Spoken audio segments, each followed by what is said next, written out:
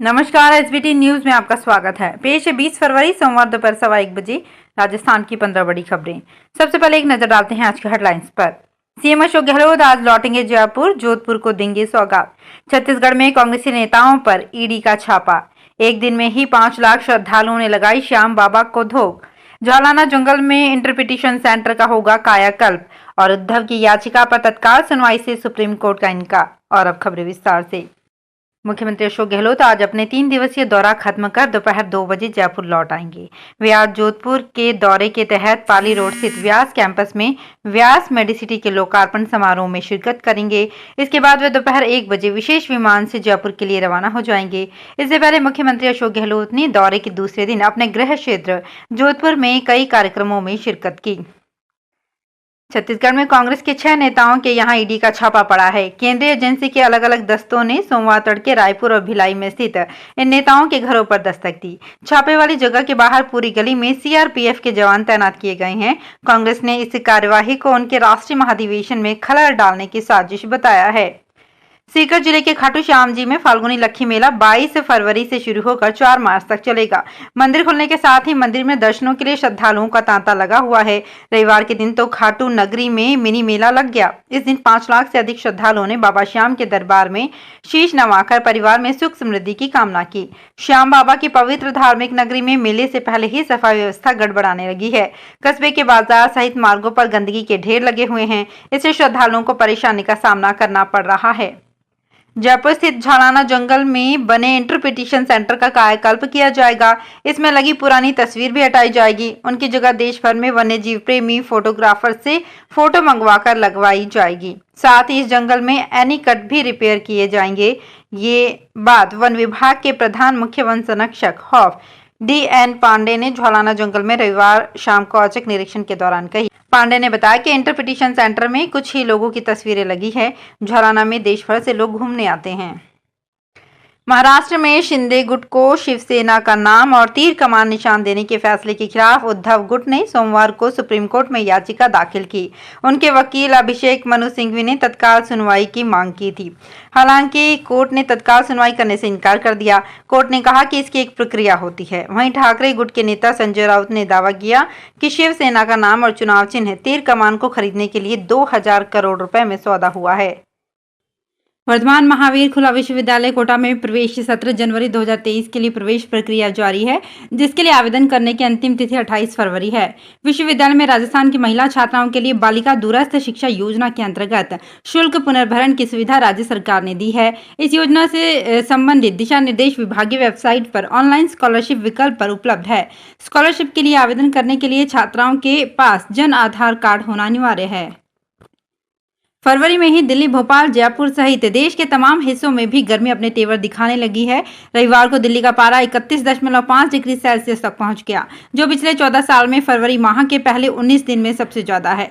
फरवरी में अधिकतम तापमान का all time record 34.1 degree Celsius रहा है, जो साल 2006 में 26 फरवरी को था। वहीं साल 2021, 2018, 2017 और 2010 में अधिकतम तापमान 31.5 डिग्री सेल्सियस से अधिक था, लेकिन यह आंकड़ा 20 फरवरी के बाद ही छू पाया। उत्तराखंड में चारधाम यात्रा की घोषणा के बीच जोशीमठ में एक बार फिर दरारें आने लगी है। इस बार जोशीमठ बद्रीनाथ हाईवे पर करीब 10 से ज्यादा बड़ी दरारें देखने को मिली है। ये हाईवे बद्रीनाथ श्राइन से जोड़ता है, जो गढ़वाल हिमालय में मौजूद सबसे बड़े तीर्थ स्थलों में से एक है। ये दरारें जोशीमठ से मारवाड़ी के बीच 10 किलोमीटर तक फैली हुई है। इधर चमोली जिले के डीएम ने बताया कि एक जांच की एक टीम को मौके पर भेजा गया है।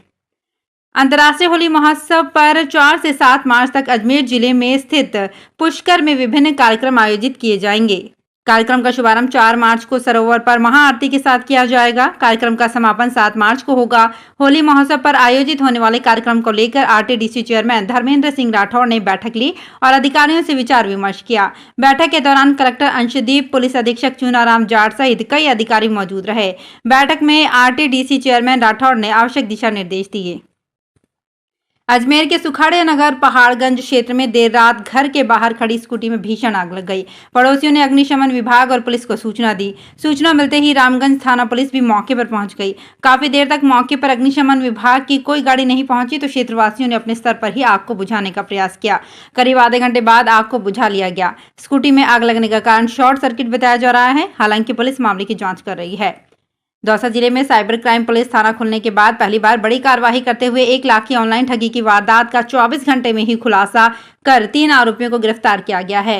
पुलिस ने आरोपी के बैंक खाते ट्रेस करवाकर 70,000 रुपए फ्रीज करवाए हैं। इस संबंध में 18 फरवरी को हापावास के ऋतुध्वज मीणा ने रिपोर्ट दर्ज कराई थी। पीड़ित ने एफआईआर में बताया था कि उसके पेटीएम पेमेंट बैंक से किसी अज्ञात शख्स ने 1 लाख का ऑनलाइन ट्रांजेक्शन कर फ्रॉड कर लिया, जबकि उसने ओटीपी शेयर नहीं किए थे।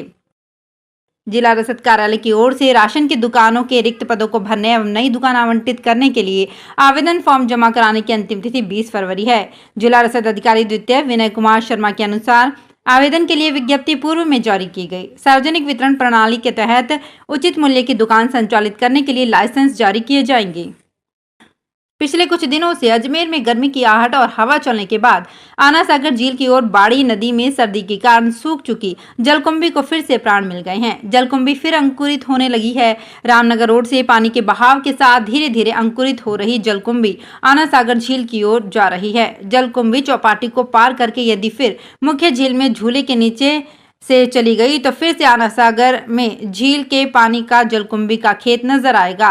नगर निगम प्रशासन ने पूरे सर्दी के मौसम में जलकुंभी हटाने की कार्यवाही नहीं की। जालौर जिले में सुंधा कंजर्वेशन रिजर्व एरिया से सरिस्का अभ्यारण्य में भालुओं को ले जाने की कवायद चल रही है। विभागीय अधिकारियों की माने तो देश में आज से पहले भालुओं को कहीं और शिफ्ट नहीं किया गया है। ट्रांसलोकेशन के लिए 3 दिन पूर्व प्रयास विफल रहे, लेकिन मार्च अंत या अप्रैल में गर्मी के मौसम में यहां से 4 भालुओं को सरिस्का अभ्यारण्य ले जाया जाएगा। इसमें 2 नर और 2 मादा भालू होंगे। इसके लिए टीम फिर से पूरी तैयारी से जालौर आएगी। भारत में हाल ही में नामीबिया से हवाई मार्ग से 8 चीते भारत लाए गए थे। राजस्थान सरकार प्रदेश के कॉलेजों में युवाओं को रोजगार लायक बनाने, उनमें स्किल डेवलपमेंट करने के लिए वोकेशनल कोर्सेज शुरू करने की तैयारी में है।